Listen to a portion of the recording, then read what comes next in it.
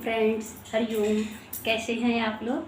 I hope आप लोग अच्छे होंगे, स्वस्थ मस्त होंगे। मैं भी बहुत अच्छी हूँ। फ्रेंड्स, आपने सुना होगा कि हिजड़ों को दान करने से, उनकी दुआओं से हमारे जीवन में आई हुई सारी अला बला चली जाती है। उनकी दुआओं में इतना असर है, इतना असर है कि हमारे सर पर कितनी भी मुसीबत आई हो, कितनी भी परेशानी आई हो, उनके एक आशीर्वाद से एक ऐसे इंसान हैं जो अपना दर्द छुपाकर, अपने आँखों के आंसू छुपाकर हमको हमारी झोली में खुशियाँ भरते हैं। फ्रेंड्स, उनको देने के लिए हम कभी मना ना करें। हमारे पास जो भी हो उनको दान करना चाहिए। उनके पास तो कोई नहीं है, छोटे से दान से, हमारी अच्छी बोली भाषा से उनका दिल थोड़ी देर के लिए खुश हो जाता है। वो आपसे कुछ नहीं मांगते हैं। आप अगर उन्हें कुछ ना दें, लेकिन उनको अपशब्द भी ना बोलें, आपसे वो कुछ नहीं मांगते। बदले में अगर आप चाहें तो वो आपको अपना ही दे दें। फ्रेंड्स, उनको दान देने से हमारे घर में बरकत होती है।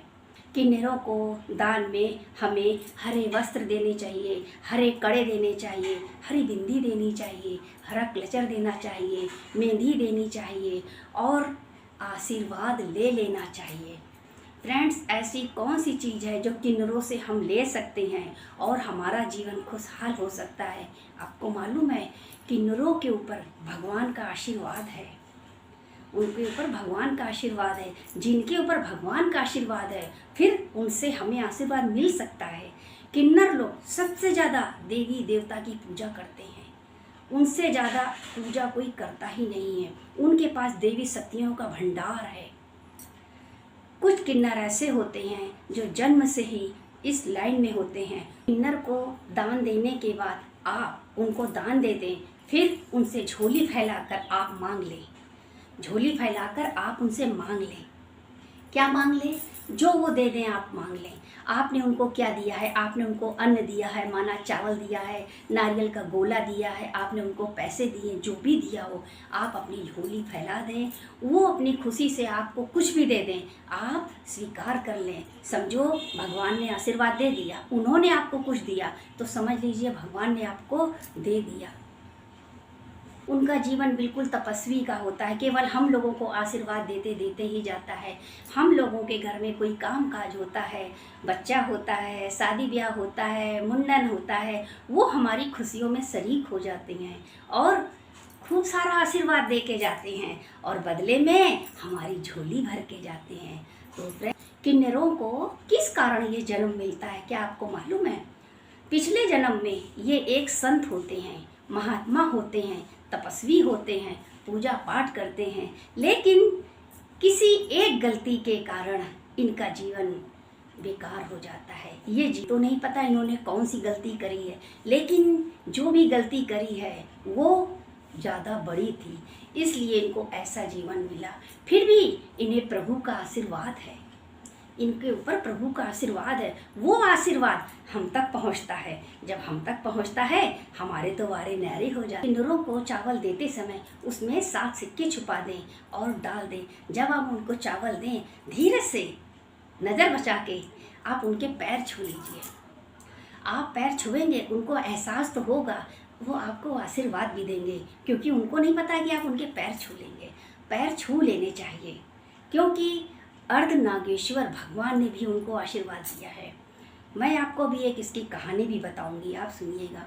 फ्रेंड, किन्नरों को चावल देने से हमारे घर में अन्न धन की कमी नहीं रहती है। किन्नरों को सपने में देखना माना हमारी ज़िंदगी से सारी परेशानियां जाने वाली है।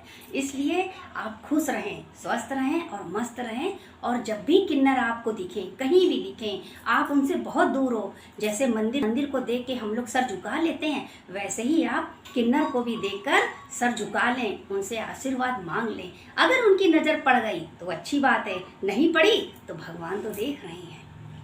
अगर किन्नर की कहीं कोई बुराई कर रहा है, उनका उपहास उड़ा रहा है और उनके लिए कुछ बुरा बोल रहा है, आप बहस करके उनसे जीत नहीं पा रहे हैं, आप वहाँ से हट जाएं, क्योंकि उनकी बुराई सुनना भी पाप कमाने के बराबर है। माना आपने पाप कर दिया, इसलिए आप उनकी बुराई भी ना सुने।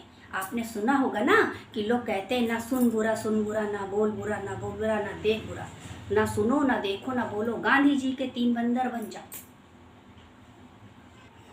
इस धरती पर आपको ऐसा इंसान कहाँ मिलेगा कि आपको भरपूर आशीर्वाद दे रहे हैं और आप खुशियों से दूधो ना हो पूतो फलो वो आशीर्वाद दे रहे हैं, तो उनसे आशीर्वाद ले लेना चाहिए। उनके दिया हुआ एक सिक्का आप अपने पर्स में हरे कपड़े में बांध कर रख लें और दूसरा सिक्का लाल कपड़े में अपने मंदिर में रख लें। सुन किन्नरों के श्राप से बचें, वो कहीं मिल जाएं या हमारे घर में आए तो आप उनसे दूर रहें, मतलब उनसे श्राप ना लें। अगर आपको उन्होंने श्राप दे दिया तो आप कभी भी फलेंगे फूलेंगे नहीं, क्योंकि किन्नरों को आशीर्वाद भगवान ने दिया है कि तुम जिसको आशीर्वाद दे दोगे वो फलेगा फूलेगा, और तुम जिसको भी बद्दुआ दे दोगे वो जिंदगी भर पीड़ित रहेगा और ऐसे ही संसार से चला जाएगा।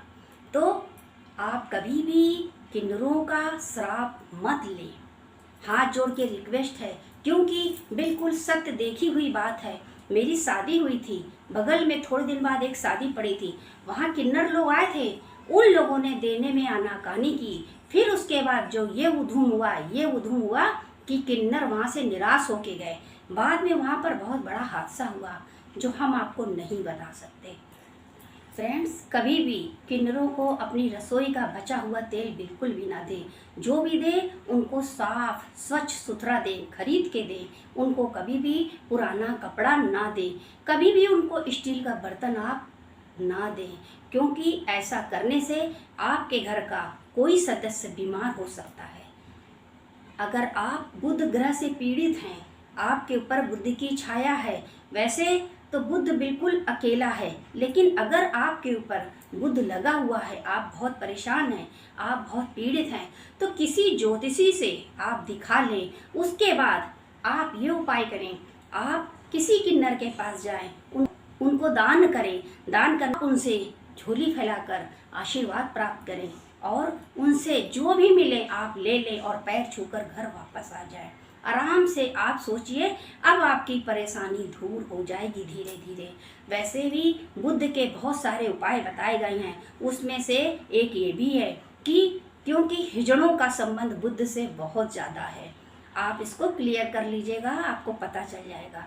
जो बुद्ध है वो किन्नर से जुड़ा हुआ है, तो किन्नर के आशीर्वाद से आपका बुद्ध बिल्कुल शांत हो जाएगा और आप फिर से ठीक हो जाएंगे। किन्नरों के ऊपर महादेव जी का आशीर्वाद है, उन्होंने खुद आशीर्वाद दिया है कि तुम जिसको आशीर्वाद दोगे तुम्हारा आशीर्वाद सभी को लगेगा। एक बार जब श्री राम जी वनवास जा रहे थे तो सभी नगरवासी उनको छोड़ने आए, साथ में किन्नर भी आए, लेकिन जब वो वहाँ से नाव में जा रहे थे तब उन्होंने सबसे कहा तुम लोग जाओ, सभी लोग वहाँ से जाओ। उन्होंने ये बोल दिया और सब लोग चले गए। इधर प्रभु श्री राम भी चले गए। जब 14 साल बाद श्री राम जी वापस आए तो वो क्या देखते हैं, किन्नर तो वहीं सारे के सारे खड़े हैं। उन्होंने कहा कि तुम लोग यहाँ क्यों खड़े हो, हमने तो कहा था कि तुम सब लोग जाओ। उन्होंने बोला ना मैं नर हूँ ना मैं नारी हूँ, तो मैं कैसे जाता, आपने तो कहा ही नहीं था कि आप जाओ।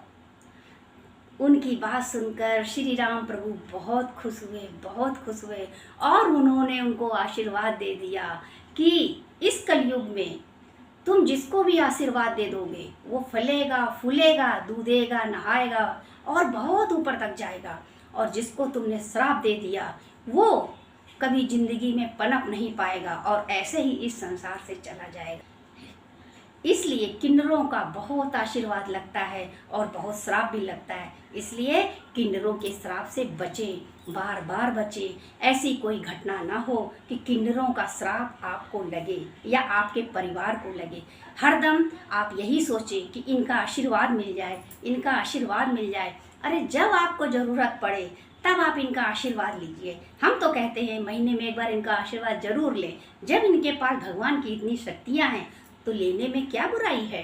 फ्रेंड्स, अगर आपको कहीं किन्नर नहीं दिखते हैं, नहीं मिलते हैं, तो कभी कभी आपके आस पड़ोस में कभी शादी होती है, कभी बच्चा होता है, कभी कुछ होता है, वो उनके घर आते हैं, ज़रूर आते होंगे, तो आप उस समय दान सीधा पैसे लेकर उनके पास जाएं।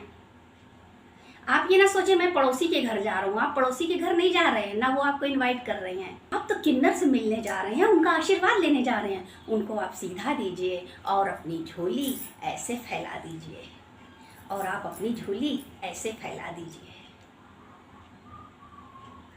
और धीरे से चुपचाप उनके पैर छू लीजिए और आशीर्वाद आपको मिल जाएगा। आपको किसी से भी आशीर्वाद चाहिए तो बस आपको थोड़ा सा झुकने की ज़रूरत है, थोड़ा सा आप झुक जाइए, आपको आशीर्वाद मिल जाएगा। श्री राम प्रभु के जाने के बाद किन्नर वहीं खड़े रहे, उनका इंतजार करते रहे, वहाँ से हिले नहीं। तो देखिए उनकी इस तपस्या से खुश होकर भगवान ने उनको आशीर्वाद दे दिया।